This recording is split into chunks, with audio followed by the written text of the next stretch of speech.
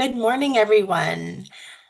We're going to get started. Thank you so much for joining us today for today's exciting webinar on productivity. Great to see such a fantastic turnout from across the region. My name is Erin Ishuk. I am the Manager of Communications and Marketing here at the Atlantic Council, and on behalf of the team, pleased to welcome you here. I'd like to begin by acknowledging that wherever you are joining us from today across the region, we are on the lands of the traditional and unceded territory of various First Nations. Here in Nova Scotia, we are in Mi'kma'ki, the ancestral and unceded territory of the Mi'kmaq people.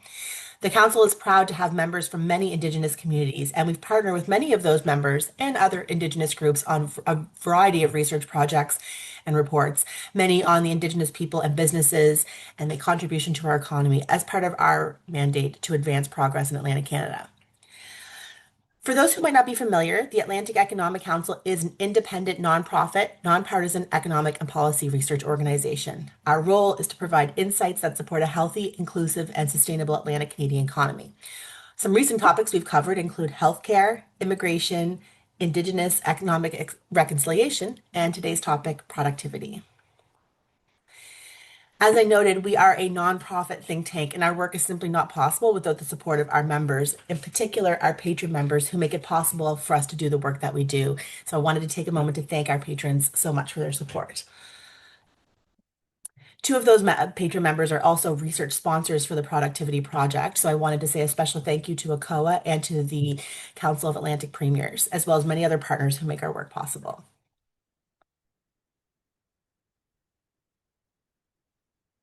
We have a great topic today. We're really excited to get things started. And so I am going to turn it over to Lana Assaf, who is leading the council's latest productivity research. She's going to provide a brief overview of productivity, which will help set the scene for our panel discussion with business leaders from across the Atlantic Canada in a few minutes. Lana is a seasoned economist with over a decade of progressive leadership experience, formerly within federal and provincial government, and now at the council as senior economist. In this role, Lana manages a variety of multi-year research projects for the Council with a focus on enhancing stakeholder engagement to ensure our work drives meaningful impact for the region. And with that, welcome, Lana. Thank you, Erin, and hi, everyone. Great to be here today. My short presentation comes from a recent council report that sets the foundation for our productivity project. Over the next couple of years, we'll build on that report by focusing on solutions to labor, financing, and innovation issues facing Atlantic provinces. Now, most people have heard the term productivity, but what it means and why it matters isn't always clear. For businesses, productivity is a key performance indicator. It measures how much value workers create per hour of work. At the economy-wide level, it's typically measured as gross domestic product or GDP per hour worked. When businesses produce more output per hour, they generate more revenue. That allows them to invest in expansion and pay higher wages without raising prices. Overall, it makes them more competitive. As companies expand and incomes rise, governments collect more revenue to fund public services like healthcare and education. This then supports a higher standard of living. A common measure of living standards is GDP per person. From 1997 to 2024, productivity improvements accounted for over 60% of real GDP per person gains in Newfoundland and Labrador, and more than 85% in each maritime province. So this gives you a sense of truly how important productivity is. So now let's look at how this indicator is doing and evolving in our region. Unfortunately, the maritime provinces have trailed national productivity levels since data became available in the 1990s. A key reason for this persistent productivity gap is lack of natural resource endowment and development. Natural resource industries are capital intensive, producing high value output with relatively few hours worked. Provinces with large resource sectors consistently outperform the national productivity level. In Newfoundland and Labrador, mining and oil together account for more than 30% of business sector output. Differences in productivity levels often reflect structural factors, such as resource endowment, geography, and industry mix, many of which are difficult or often impossible to change. That's why assessing productivity growth is important. It shows whether the gaps in levels are narrowing and whether long-term prosperity is improving. From 2000 to 2024, the Maritime provinces recorded the country's slowest average productivity growth, while Newfoundland and Labrador had the fastest. When mining, oil, and gas are excluded from all provinces, Newfoundland and Labrador's growth becomes the slowest. Across Atlantic Canada, productivity growth has been slowing over time. This pattern isn't unique to our region. It's also happening nationally and in many other countries. To understand why productivity has weakened, it helps to look at what drives it. There are three key sources of productivity growth, each made up of many underlying elements. The first is tangible and intangible capital. Productivity rises when firms invest in equipment, buildings, and intellectual property. This enhances how efficiently workers can produce. The second is labor quality. Workers become more productive as they gain education, skills, and experience. This gives them a greater ability to perform their jobs more effectively. We refer to the third factor as efficiency, how well capital and labor are used together. It captures things like technological progress, better management, and economies of scale. These items are often difficult to measure separately. The contribution of these three sources to productivity growth vary by province and by year. Strengthening all three would help support more consistent gains. That said, there are specific challenges within these areas that are weighing on productivity performance nationally and regionally. Research frequently points to three persistent challenges: weak capital investment, low technology adoption, and regulatory burden. However, these aren't the only challenges. Another issue relates to the recent surge in permanent and non-permanent residents. It takes time for newcomers to reach their full workforce potential, partly due to skill job mismatches, stemming from slow credential recognition and underemployment. One common question is why capital investment in Canada is so weak. Some research points to Canada's complex tax system and heavier reliance on income and corporate taxes rather than consumption taxes. The recent surge in available labor may have also deterred firms from investing in certain machinery and equipment. A range of other factors contribute to the productivity problem, many of which fall under that broad efficiency category. For example, business size might play a role. Smaller firms dominate Canada's economy, and they are less likely to export, adopt new technologies, or invest in training compared to larger firms. Our region shares many of these national productivity challenges, but often more acutely. Atlantic Canada has a high share of small businesses. All four of our provinces rank among the top 5 nationally. This may be a reason why innovation investment is low. Fewer than 39% of Atlantic firms adopted an advanced or emerging technology in 2022. This compares with over 47% nationally.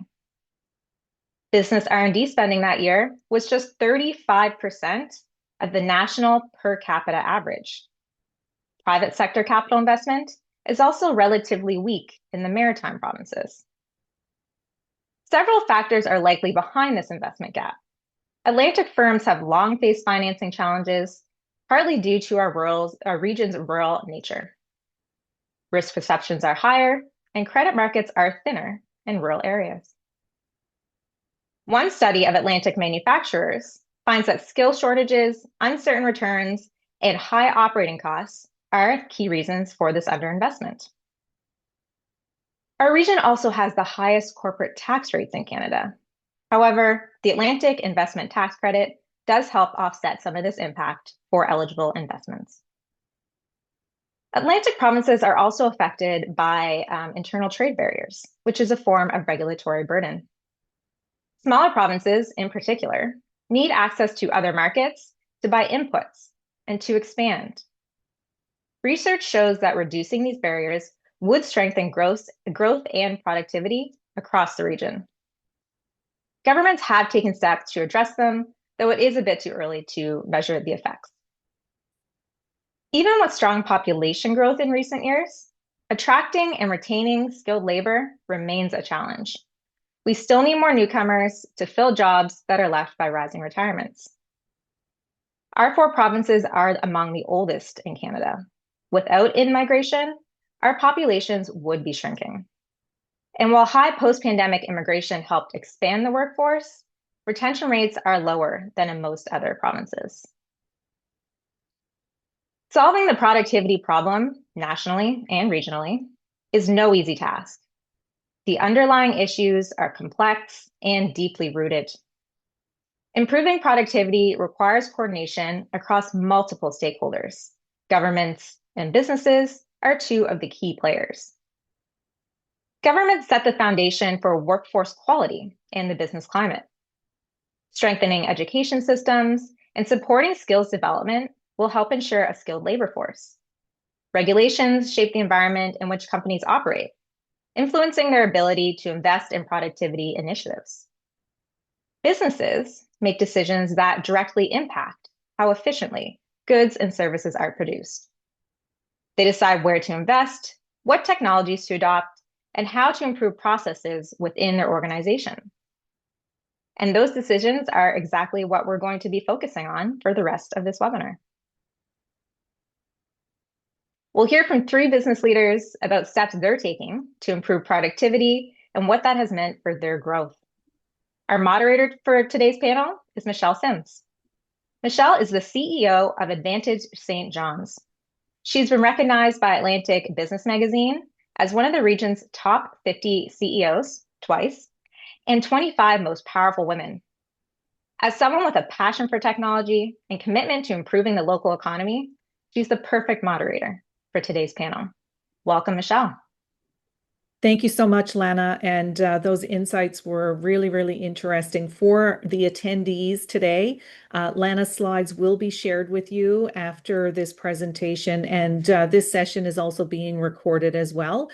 And so you hopefully will be able to get a copy of that also. So I'm very excited today to be moderating today's discussion on this topic. I also feel a little stressed that I need to keep everything running efficiently to maintain high productivity today. And so we're very excited to be showcasing so many different industries and business leaders. A few of them I have here on the panel with me. It is my pleasure today and this morning to introduce our panelist, Shelley Butler, CEO of Dovico from New Brunswick. Hi, Shelley. Gilles Theriault, president of AF Theriault and Son Limited from Nova Scotia. Welcome, Gilles. And Thane Smallwood, General Manager at the PEI Bag Company in Prince Edward Island. Welcome, Thane. So, folks, I have a few questions to start us off. For those of you in the audience, we're not going to forget your questions. Please put any questions you may have in the chat. At any time, we are going to collect them, and then at the end, I will choose from some of your questions and ask the panelists those for your benefit. And Thane, I'm actually going to start with you. So my first question for all 3 of you today is let's start by having each of you briefly tell us about your business, your industry, and your role. Just keep it to 1 minute. We've got lots to cover today. Sure. I guess I'll start off with that. So again, yeah, Thane Smallwood, General Manager of PEI Bag Company.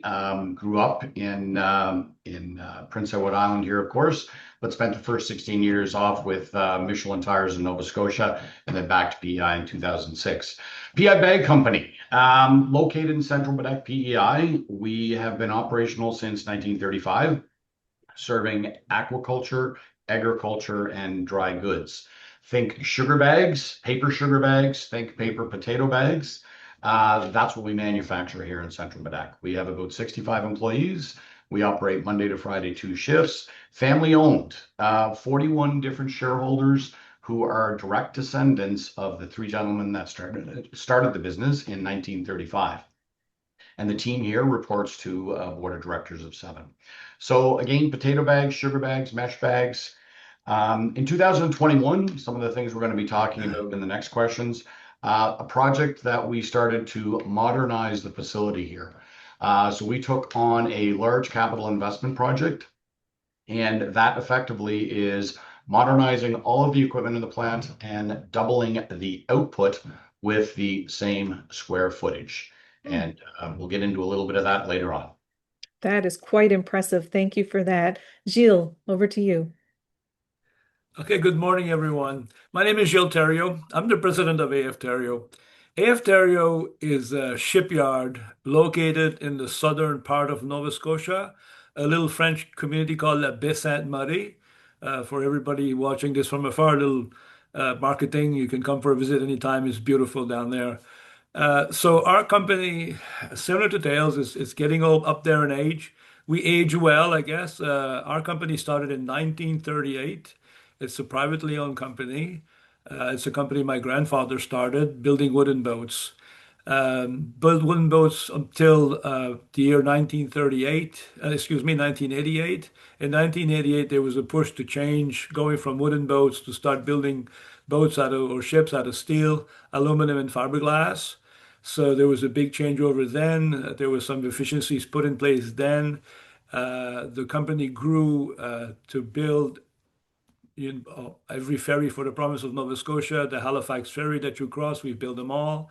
And also we do, another part of our company is ship repair.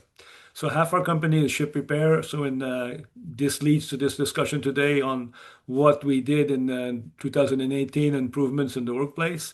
And we'll talk about that a little bit later. So that being said, we have 165 employees, turnkey operation that we can monitor quality in our build, in our ship repair. And so both building and ship repair is that what we do. Excellent. Thank you so much. And Shelley, to you. Good morning. I'm honored to be here today with you all. I'm Shelley Butler, and I'm with Dovico Software. And what we do is we developed years ago project tracking software, Dovico Timesheet, and we have an expertise in billing and costing. But we recognized a long time ago that tracking time on projects just isn't enough. So recently, over the last, I'm going to say 10 years, we developed a way to communicate through a product called ShowUp. So we have been innovating for 33 years here in New Brunswick and Moncton, New Brunswick, and super proud to be around in the IT industry for that long. So what we do is project tracking, but we also put a spin on communications. And that is really what has driven our innovation and allowed us to be expertise, not only in the time management field, but also in our ability to deliver healthy projects, successful projects. So thank you. I'm really excited to be here today. Excellent. Thank you, Shelley. And you keep your mic on because the next question, I'm going to send it right back to you to start. So can you describe one initiative your company has implemented to improve productivity? What motivated that decision and what results or if any, I guess, it has led to so far?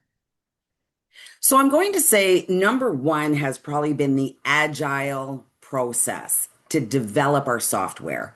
Both in feature sets, we call them sprints. So what we used to do was we did a waterfall approach. So we build out huge documentation to build software, to build a feature. And as time went on, we stuck to that old methodology. We didn't look at perhaps new technologies that were coming in because some of these features and some of these projects took years in development. So with the agile way of developing, it is all about communication. Smaller chunks lead to better development not only costs and availability, but we're able to actually get that stamp of doneness, of project success at the end. So Mhm. instead of taking a huge chunk and trying to develop it over years, we develop now in 6, 8 week sprints. So we can actually get the product out. Now, with that comes communication. Mhm. And so that's where our new tool, Show Up, comes into play. Because what we found is people trying to get the job done felt that they needed to have all the answers. And what we saw happening is people not being able to be open and honest, maybe, with their development sprint to say, I'm stuck. I'm Mhm. unable to get the work done because it seems so vast. So Show Up has an anonymous aspect to it. So what we found is that when you're working in teams, in project teams, and what we do is we bill out expertise. We're not necessarily billing a bag. We're billing companies or the human expertise. So what we needed to do is we needed to capture not what people are willing to say, because a lot of tools capture that. We needed to capture what people are really thinking. Mhm. Are you able to say, I am stuck? I am unsure without feeling like you're going to get fired or you're going to have some kind of repercussions. So we developed a, a kind of an anonymous way to communicate so we could build trust within. And it wasn't just the top down approach. It wasn't me saying what's right or what's wrong.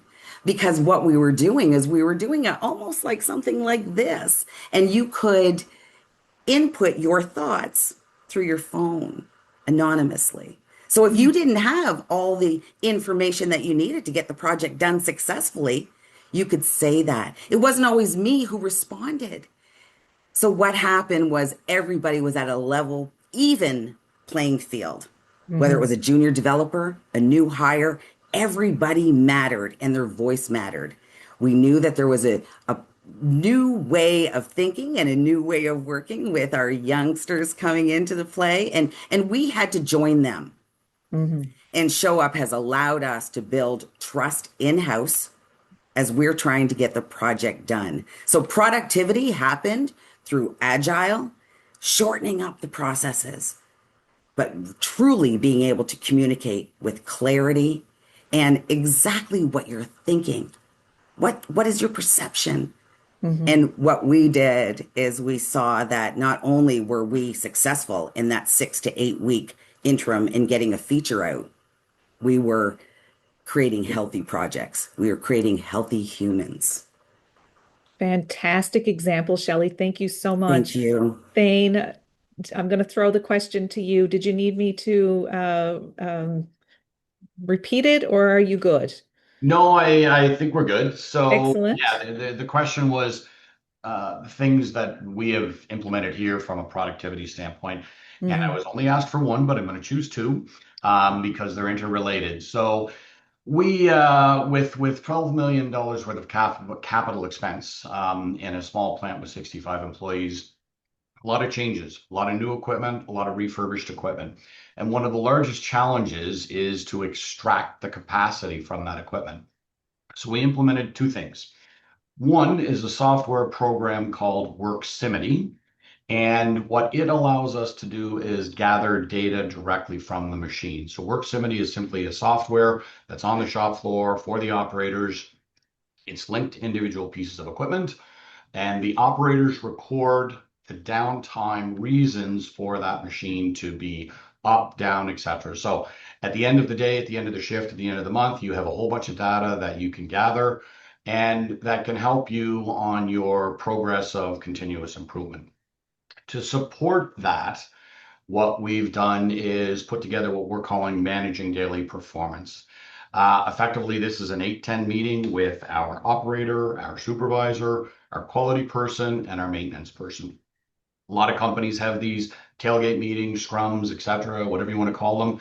But effectively, that 8-10 meeting is there to talk about what happened in the last 8 hours, what happened, what is going to happen in the next 8 to 12 hours, and to try to, I guess, remove those obstacles from the operator on having a good shift. So whether it's maintenance, downtime, raw material coming in, all of those things that an operator may experience.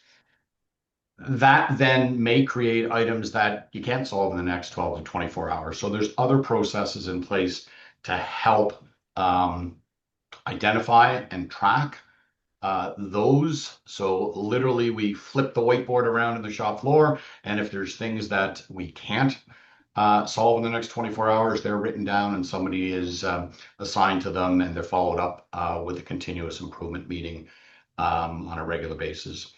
So the reason we did this, of course, was to extract the capacity out of that equipment. Successes, as I was sitting here this morning thinking to myself about the success is that we're a year into this and we still have both systems in place, and that the rigorous application of the MDP meetings is still there. We're probably about a year away from, I would suggest, making, huge improvements and having a smooth running system in the background. But that's okay. A year ago, we didn't have either of these systems. We weren't tracking productivity. We weren't talking about OEE. We didn't have the culture where these things were part of our daily conversation. So a lot of progress made, but still a lot of progress to be made in the next 12 months. I love how both of you have talked about giving employees a voice to spark any challenges or discuss any challenges that they might be facing in their day-to-day. So let's continue that thread. Gilles, I'm going to throw it to you, and if there's anything that you want to add there. Yep, for sure. So at the beginning, Alana made a comment about capital, labor, inefficiencies. Well, they flow quite well with each other. We were ready to spend the capital. We knew we had the labor, but we knew we had to grow our labor. And by growing our labor, we had to figure out a way to grow our labor efficiently, right? So back in our rural Nova Scotia area, CME came with ACOA, Dave Hares, and said, what keeps you up at night, in the workplace? And we were thinking how we were going to make our shipyard bigger, and we wanted to make it better, knowing that we need to hire more people, and we needed to constantly monitor and make sure that we were doing things efficient around the shipyard, because it's our company was old, and you had the old mentality that everybody hid the tools where they needed them, and it was sometimes hard to find. So we needed to change that mentality. So, but with our company, we invested into lean manufacturing.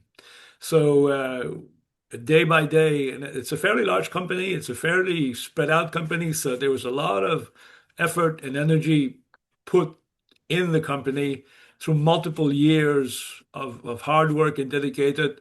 And we hired a consultant. His name was Paul Kolbach, and he came to help us along different areas so we can, monitor or implement the 5S, the value stream mapping throughout the whole, get the input back from the younger employees that we were hiring. So we would continuously keep on working, but at the same time, improve efficiencies in the workplace. And it's like Shelley said, we had an input. This way here, we were getting inputs from the younger team or the younger people we were hiring. And we also had feedback from the older guys or the older ladies that had been around there forever and a day. So it made it work, fairly good for our company. That's what we did, I guess, and with the lean manufacturing and implementing, multiple levels, and we still do to this day. Excellent. There's a common thread through all three of your answers. I love seeing that. Gilles, I'm going to throw the next question to you to start. What was a main barrier or challenge you had to overcome to implement this new initiative? It's like I commented a little earlier. The barriers were, I guess, some of the people that were with us for a number of years, that they kind of had a hard time bucking with new changes, new ways of doing things. So that was a little barrier, I guess. It didn't take long that they seen that the way that we did things in and around the company frustrated them as well as much as it frustrated us. So they wanted to see an improvement on how we do things and what we do things because our company has a steady flow of moving parts and there's so many different kinds of what we do every day, every minute, every second. So we needed to improve a lot everywhere in the company in general. So the hurdles was the people. And they it came to the point that they all were on board. Everybody was on board. They were looking forward to having our meetings or our discussions, our toolbox talks, or how we were going to work on this week on how what part of the company, what we were going to do to improve different areas. Because I get it's a large footprint. If you look at where we have what we have or where it's at, it's a large footprint. So we have to kind of work it together so it all makes sense at the end. So I would say the barrier was the people, right? But they came on board fairly simple. Excellent. Thank you, Gilles. Shelley.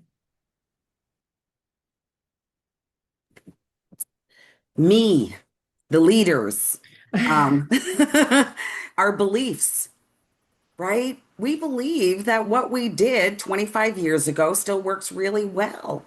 You know, Dovico, like you guys started, you know, I always like to tease way back in the 1900s, we were there.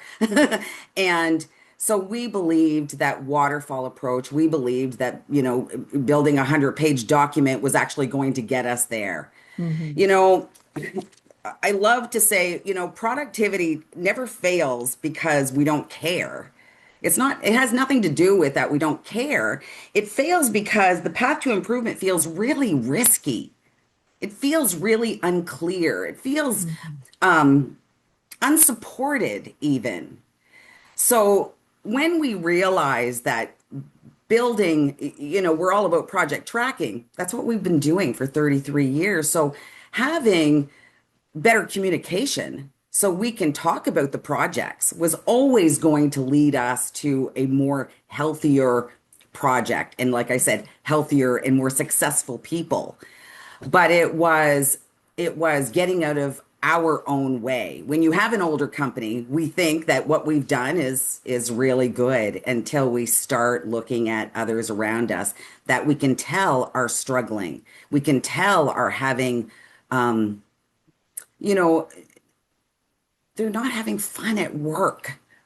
And I know that that is really controversial to say you should be having fun at work, but I think we should be having fun at work. I think we should be finding a way to enjoy ourselves at work. So, like Gilles said, when the people got into it, when they felt trusted through anonymity, they did not get, there was no suffering through the anonymity. I can say what I want. Hey, I'm not getting what I need. I'm not getting what I need. And they didn't get in trouble. Nobody got in trouble. We all got together and we made sure that we made the changes that needed to happen. It's not just about finance, you know, it's about psychology here in a lot of cases. So productivity in practice is truly about getting out of the way and putting our listening ears on and remembering that maybe we don't have all the answers. So truly, it was humbling myself and as well as the other leaders at Dovico and knowing that if we just opened up the floor to other leaders, because we're all leaders, aren't we? And making sure that we can go through this together and maybe at the same time, have a little bit of fun. We spend a lot of day at work. And I think it's time that we change the belief that work should be an obstacle in our way. We should be enjoying ourselves. Excellent, Shelley. Thank Thank you. you. Thane. Yeah, so when we started this project probably about 4 years ago, we kind of separated it out into, I'll say, three different sub-projects. One was the actual installation of the equipment, getting those in-house, getting them started up. The second was, of course, you've got all this new equipment, you need to sell the capacity out. So the business development associated with that. And the third part, probably the strongest part, was the culture side of it. So the volume of change that we had within the manufacturing facility, the volume of change that we had in the physical structure of the building, and all of that brought with it its opportunities and its challenges. I think when I talk specifically about the Worksimity, when I talk about the MDP, one of the challenges is rigorousness.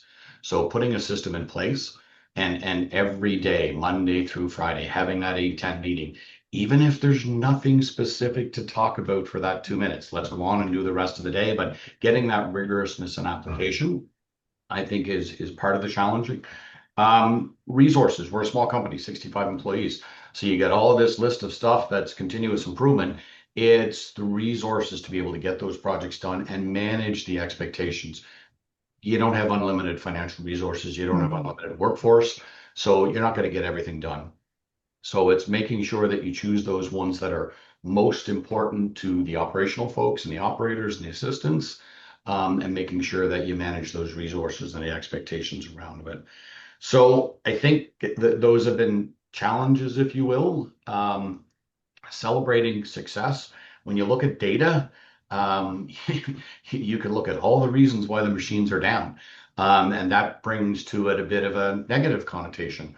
And you really have to focus on trying to make sure that you're pointing out the successes, pointing out the continuous improvements. So those are kind of the challenges that we've gone through here at PI Bag last year. Excellent. Thank you. Now, audience members, here's your opportunity to start asking some questions to the panelists. We've got some incredible talent around the table, the virtual table here today. So if you have a question, please drop it in the chat. I will come back to those questions momentarily. I have another question of my own first. My next question, perhaps, Thane, I'll continue with you. What role can government programs or policies play in making these types of productivity improvements easier or more attractive for businesses? Yeah, I think again, I'll go to our experience over the last 3 or 4 years. So obviously support for SMEs in the provinces, if you will. And I think that's been very positive over the last number of years with the COA, et cetera, and the funding. And when I'm talking about support, I'm talking about financial support to be able to sort of get you over that cliff from the perspective of making some of these large investments and that kind of thing. So the support there, the targeted funding, we've got the tariff support most recently. Again, everybody, whether you're directly impacted by tariffs with your products going across the border, or whether you're indirectly impacted by the political instability in today's environment, you've been impacted by tariffs in some fashion. So I think that targeted support for those things, whether it's COVID, whether it's tariff related, whether it's the next one that we're going to have 3 or 4 years down the road, very, very important that government organizations keep on top of that and react very quickly, which again, in the past couple of years, I think that's been positive. The other thing is supporting organizations that support SMEs. So, companies, or not companies, but organizations like EMC, Excellence Manufacturing Consortium, CME, those kinds of things, organizations like this, so that people can share experiences, people can learn from each other. I look for opportunities for our operators and our supervisors to get into other plants and other facilities so they can see what's happening in other locations. We're in the big booming metropolis of Central Quebec, PEI. We have to expand our knowledge and our education. And I think any support that the government organizations can give other folks, such as those groups that I've mentioned, to be able to share knowledge, experience, I think that's very positive. Excellent. Thank you. Gilles, to you. Okay, so I'd like to just go back to Shelley's comment a little earlier about the buy-in. And that's something I forgot to mention earlier on in my comments, is right from myself, I was involved right from the top down. So every director, every supervisor, superintendent, everybody managing, supportive, it was not only a consultant coming to talk to employees, every person that was in the office, every every person that was in charge of projects or managing people, they were all buy-in, everybody was in, and that was very important as well. So I wanted to thank Shelley when she said me there. I said, oh, I should have said that as well. So it's important. I mean, coming back to the question that you put out there now, I mean, it's I don't I don't really think that maybe I don't think I'm concerned that maybe we never would have went this road without having a COA on our side helping us along to kind of push you. They put the programs out there for us to use them, and we used them, and it was to our benefit. So it brought us, over the point of over the edge of, hey, let's do this, let's try this. The government is helping us and assisting us. Everybody's busy on their day-to-day process of what they do at their jobs, but we really took the time to implement this, and that little push from government was a great help.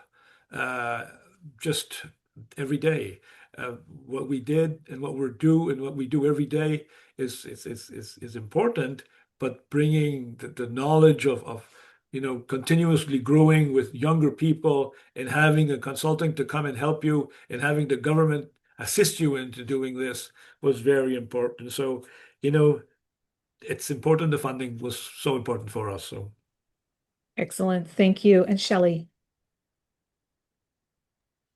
I am beyond grateful for all the government entities that have helped Dovaco over the last 33 years. Beyond grateful. But I'm going to tell you, this government programs, if intentional, can be extremely lucrative for us Canadians. When we go in and we ask for government funding, they ask for a lot of information. They have all the information about our projects. So I hear, Thane and Jill talking about, hiring expertise or creating communication or, there's a lot of things that are on our systems that aren't Canadian. And I believe that if we were intentional with one another and we made sure that those government programs that we all got, because I certainly got government funding to help with our communications, and I would love to give back to SMEs. I would love for people to say within those government organizations, you know what, I just gave out a program. I just gave us some money to Dovaco, and I believe that they could help you. Now, I understand there's some, they're not supposed to give out company names like that. But I think that we are shooting ourselves in the foot when we do that. We know what's going on with other companies around us. We can certainly help you, Thane, and we can certainly help you, Jill, along the way. So I think that most project firms are looking to, bill the most that they possibly can in their expertise. And in this day and age, there's so much going on. And we are all risk adverse. You can see it by what Lana shared earlier. Our three provinces, our maritime provinces aren't doing very well, but we certainly could. We have a lot of expertise here, right here at home. But what we do is we go online, we share on Google, don't we? We go on Google and we try to find time tracking, or we try to find a bag company, and we go for the cheapest. We go for whatever first comes up perhaps in our search. And we're not looking at other Canadians. If you look on your systems today, you have a lot of product that you could be buying Canadian, and we are not. So government funding, I believe, is wonderful, but I think we have to be more intentional with buying here at home. Thank you. Thank you, Shelley. That's a really good reminder for all of us, for sure. I have my first question in the chat for Lana. Lana, you mentioned at the top of the presentation that productivity improvements have accounted for huge shares of real GDP per person gains in the Atlantic provinces. What other factor or factors contributed to those gains? Yeah, great question. So there are like three sources of real GDP per person gains. So we have higher productivity, average hours worked. The more you're working, the more GDP per person, and then how many people are working. So measured by an employment rate, and obviously a higher employment rate helps with those gains.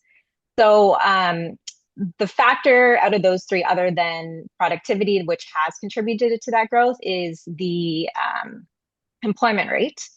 So average hours worked have actually been declining regionally and nationally for decades. So it's really that rise in employment rate that has kind of helped boost the GDP per person gains aside from productivity. But the employment rate is already quite high. So we have a lot of adults that are already working in the workforce, which is why we say that productivity going forward is really important to kind of keep those gains coming. Excellent. I'm sure all the snow days in Newfoundland this year did not help our productivity by any stretch. So, and we're actually probably getting another one tomorrow, sadly. My next question is for you, Gilles.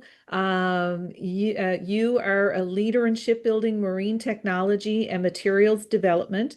Federal government has published its defense investment strategy or innovation strategy that includes a surface, air, underwater component with the requirement for uncrewed collaborative platforms. In order to potentially position your company as a supplier of these platforms or parts thereof at scale, what are the major barriers you might face, including productivity, for such a venture, and what can government do to help?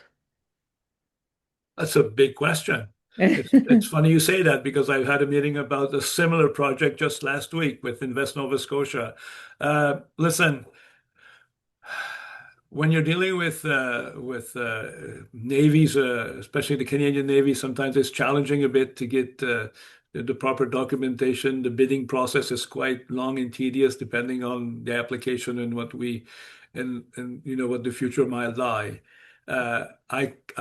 I have to be honest with the question. Is it something that we're taking quite seriously, because we work quite closely with the fishing industry, and the fishing industry is what made our company. But when you have a lull in the fishing industry, sometimes you have to diversify, and diversify is very important for our future growth, for what we do. So taking in consideration everything that the Prime Minister of Canada is doing now with the GDP and improvements in our GDP when it comes to defense, I'm taking it quite seriously and I'm monitoring it steadily. There are consultants out there to assist us when it comes to working with these larger projects. We've very seldom taken a project that we can't handle, so we scrutinize and we review prior to what makes sense. If it's a project that makes sense, that fits into our under 1,000 ton capacity build, it's something that we definitely take seriously, because it's something that the market is going to be there, and it's for us to be on top of it. And I think the improvement that we've done in the last few years allows us to become competitive when it comes to those bigger projects, which is something that we look at it constantly. Excellent. Thank you. My next question is for Lana. Lana, you mentioned that productivity improvements have accounted for huge shares of real GDP per person gains in the Atlantic provinces. What other factor or factors contributed to those gains? I believe that was the same first answer. Yeah. Yeah, the first question just That's right. shortened, I think, and condensed. I apologize. I have a bit of a glare on my screen right now, so getting to the questions is challenging for me. The sun is out in St. John's, so that's a good thing. My next question for all three of you is, how has your definition of productivity changed as your role and/or responsibilities have grown or changed? And Shelley, maybe I'll start with you.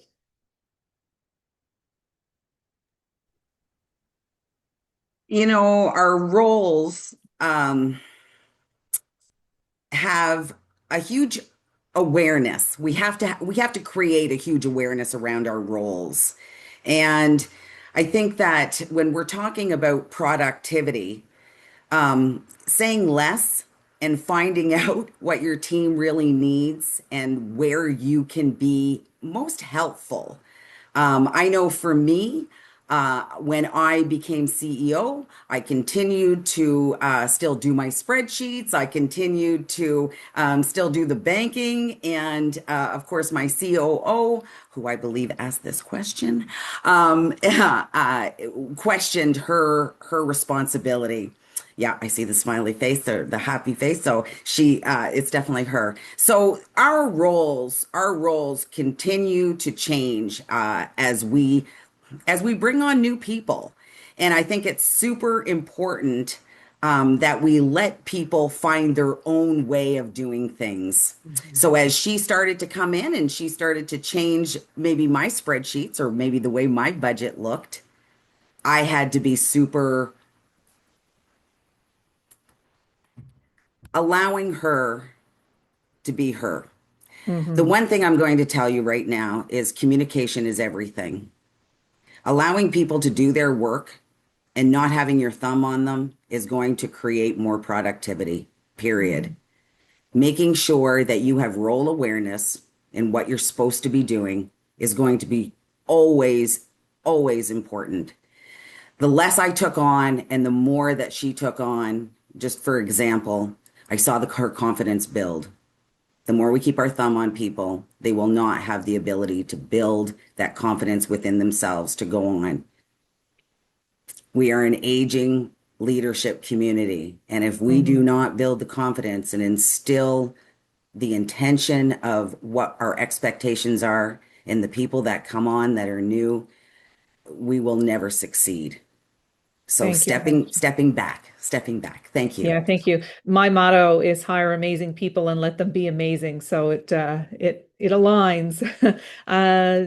Thane, perhaps we'll go to you next. Yeah, so I think role change. I think flexibility. I think is the biggest word I would use in regards to role change over the last number of years. Again, small company, your role literally changes minute by minute, day to day, Mhm. in regards to the activity that's going on.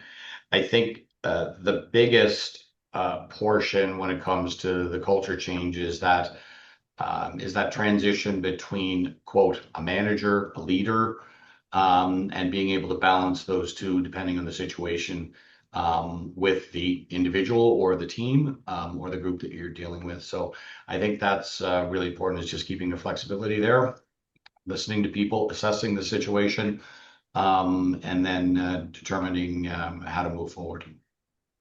Excellent. Thank you. And Jill. Uh, just briefly, um, people that know me, I don't know how many people out of this, a few hundred people that are listening today, but people that know me know that I've pretty much dedicated my whole life and career in my whole world around AF Terrio and Son, period. So day-to-day operations is something that I took quite fondly of exactly making sure the men were working, the ladies were working safely, the customer were pleased, we were looking for jobs. But it just got to the point that I had to start delegating more. So it was not an easy task. I didn't sleep very well, but it was a way, it was the only way for our company to grow. You put trust in great people that you have around surrounding you every day that, like you commented, they're very intelligent. They're passionate for what they do just as much as everybody else that's there. So you have the trust in the people and you have great people surrounding you.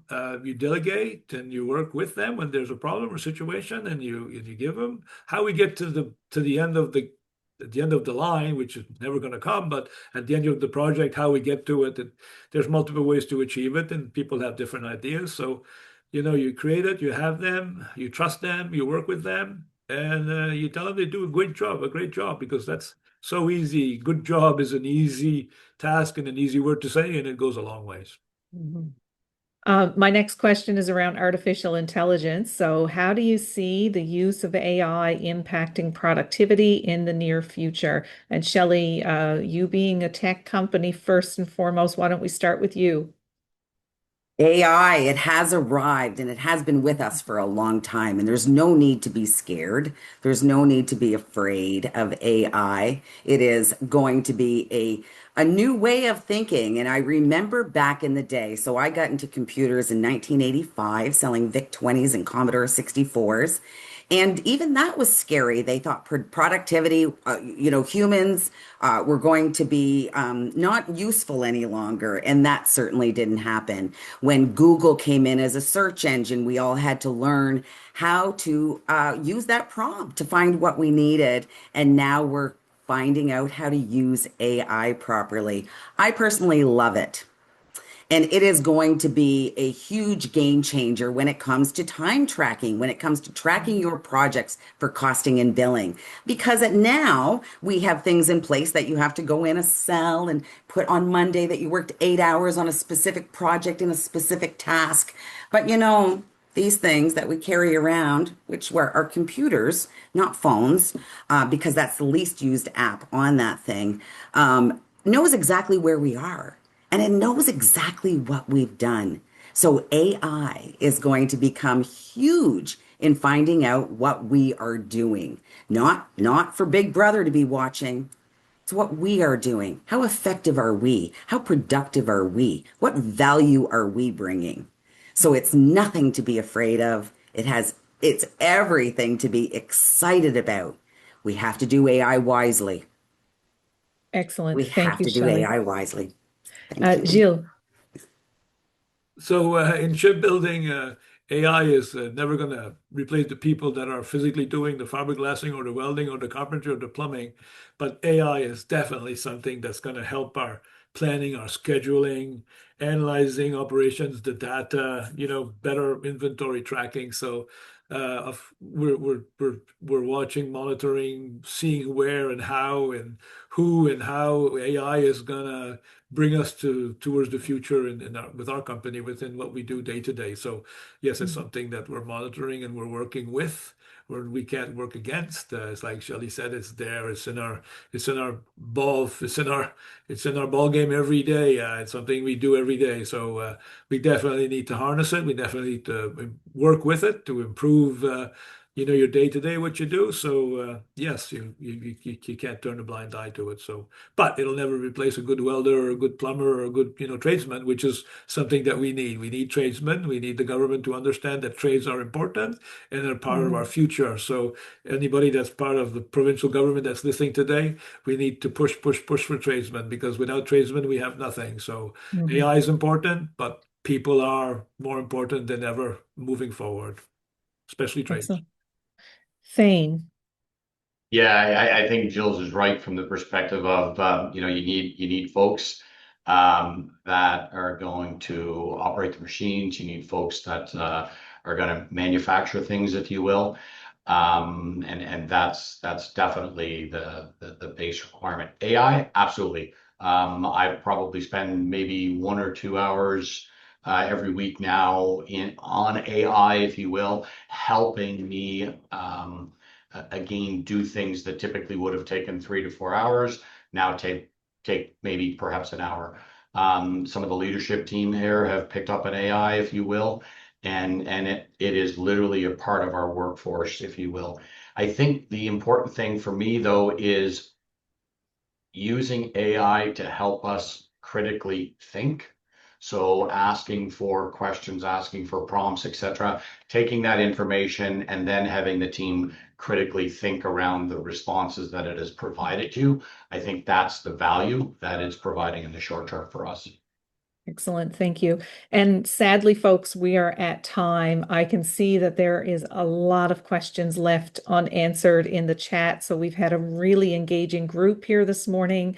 Thank you for your questions, and perhaps you can follow up directly with our speakers.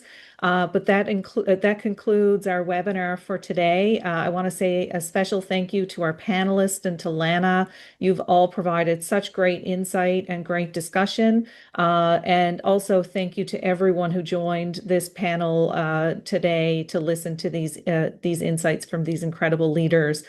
You will all be receiving an email from the council with a recording of the webinar and with Lana's presentation. I am sure that if you have questions for her, that you can follow up at any time.